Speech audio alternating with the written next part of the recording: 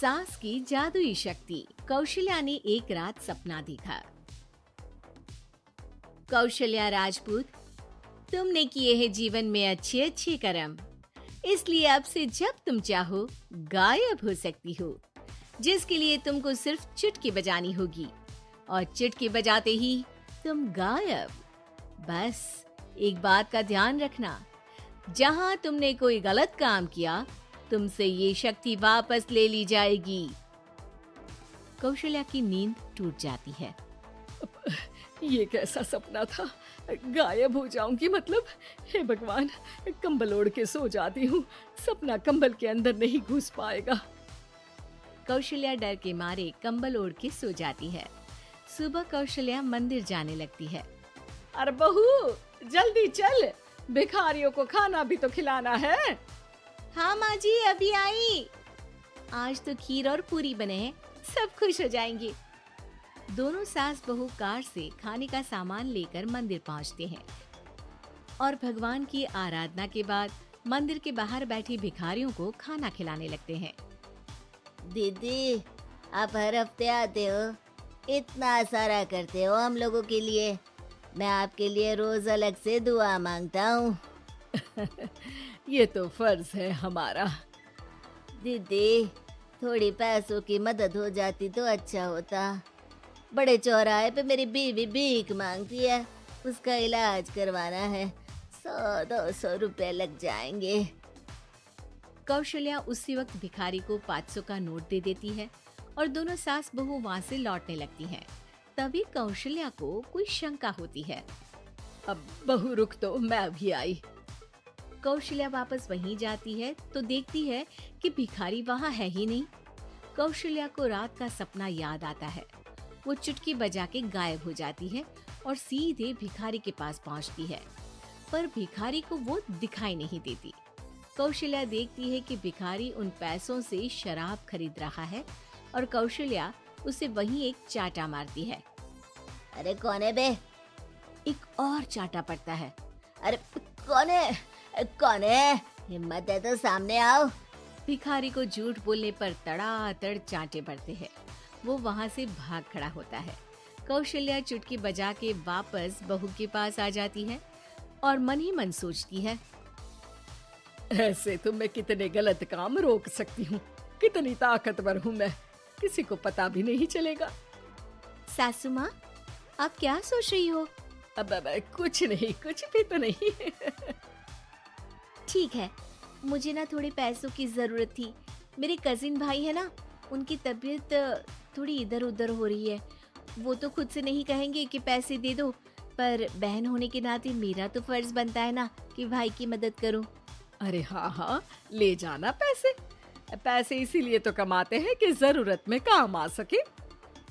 घर पहुंच के कौशल्या अपनी बहू को 10,000 रुपए दे देती है। कब जाएगी तुम मायके? कल शाम की ट्रेन है।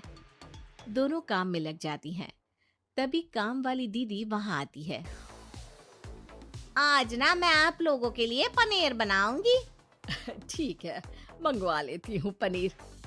पड़ोस की दुकान वाला पनीर दे जाता है और काम वाली बाई पनीर से रेसिपी बनाने लगती है। आज अपनी सुपर पावर काम वाली बाई पे ट्राई करती हूँ, देखूं तो सही किचन में करती क्या है ये। सास चुटकी बजा के गायब हो जाती है और किचन में पहुंचती है। बाई को खबर भी नहीं है कि कौशल्या भी किचन में ही है। आज तो मैं भी पनीर की सब्जी बनाऊंगी रात को अपने घर, और थोड़ा सा घी भी रख लेती हूँ।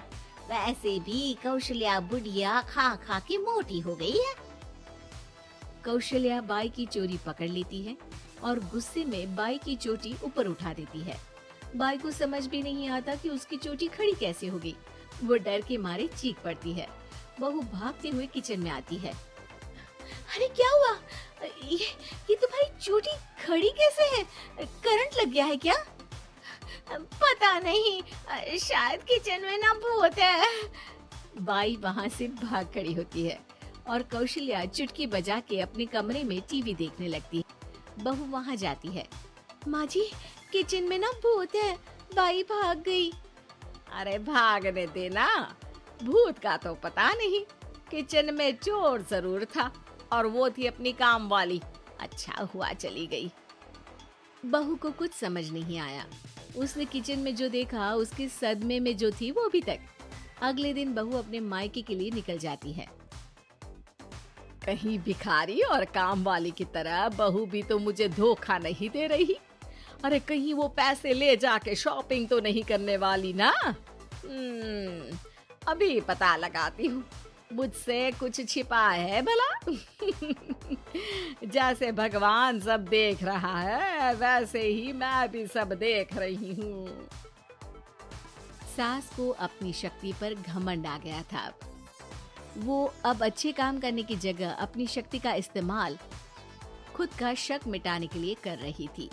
वो चुटकी बजाती ही बहू के मायके चली जाती है। भैया, आपने बताया क्यों नहीं कि इतनी तबीयत खराब है? अरे तेरी सास बूढ़ी हो गई है, इतना भला काम करती है, उनकी मदद कौन करता है? यहाँ तो और भी लोग हैं ना। भैया मेरे पास कुछ पैसे हैं, आप दूसरे डॉक्टर को दिखा दीजिए ना। अरे मुझे लगता है कि मेरा टाइम आ गया है, मुझे जाना होगा। कमरे में भाई की आत्मा को लेने यमदूत आ चुके थे। कौशल्या भले ही किसी को नहीं दिख रही थी, पर यमदूत ने उसे देख लिया। यही आत्मा है शायद, परछाई दिख रही है, पहले ही तैयार खड़ी है। अरे आप कौन हो? यमराज का नाम सुना है? हैं? आप यमराज हो क्या? नहीं, हम उनके यहाँ जॉब करते हैं, आत्मा उठा के ले जाते हैं डिलीवरी वाले। चलो अब तुम्हारा टाइम पूरा हो गया। अरे आप शायद ना वो बिस्तर पर पड़े आदमी की आत्मा को लेने आए हो। मैं तो बस यहाँ देखने आई थी कि मेरी बहू कहीं मुझसे पैसे लेकर शॉपिंग करने तो नहीं चली गई ना। मतलब तुम्हारे पास शक्ति है गायब होने वाली? हाँ। तुम ऐसे तुच्छ काम में उपयोग कर रही हो ऐसी दिव्य शक्ति का। अब तो तुमको ही लेके जाऊंगा। अरे नहीं नहीं, कल मुझे किटी पार्टी में भी तो जाना है। अब नरक में ही करना किटी पार्टी। नहीं नहीं नहीं। 3 बार नहीं क्यों बोल रही हो? टीवी सीरियल चल रहा है क्या एकता कपूर का? अरे प्लीज मुझे जाने दो। आप तो उस बीमार आदमी की आत्मा को लेने आए थे ना। गलत डिलीवरी करोगे तो यमराज डांटेगा ना। बात तो सही कर रही हो, पर हमको उस पे दया आ गई। अभी उसकी उम्र ही क्या है, पर कुछ तो लेके जाना पड़ेगा ना। एक काम करो, अपनी शक्ति दे दो, गायब होने वाली। हैं? अरे क्यों? तुम पृथ्वीलोक का भ्रष्टाचार रोक सकती थी, चोरी रोक सकती थी, अरे कोरोना रोक सकती थी, पर तुमने अपनी बहू की जासूसी करना शुरू कर दिया। अरे लेकिन किंतु परंतु। यमदूत सास की शक्ति लेके वापस चले जाते हैं। कौशल्या की परछाई हवा से नीचे गिरती है और जमीन पे आते आते कौशल्या का शरीर सामने आ जाता है। अरे लग गई, कितने ऊपर से फेंका। माँ जी, आप यहाँ ऊपर से कैसे गिरी? अरे समदन जी, आप अचानक कमरे में। सब घबरा जाते हैं। सास बहू को सारी बात बता देती है। ये लो आपके 10,000 रुपये। आपको मुझ पे इतना भी भरोसा नहीं है? अरे बहन, मुझे दर्द नहीं हो रहा है, अब अचानक से सब अच्छा होने लगा है। अरे तो फिर बिस्तर से उठ जाओ और मुझे लेटने दो। गिरी हूँ ऊपर से तो पूरा बदन दुख रहा है। भाई को तो यमदूत ठीक करके जाते हैं, पर कौशल्या देवी दर्द के मारे बिस्तर पर आ जाती हैं।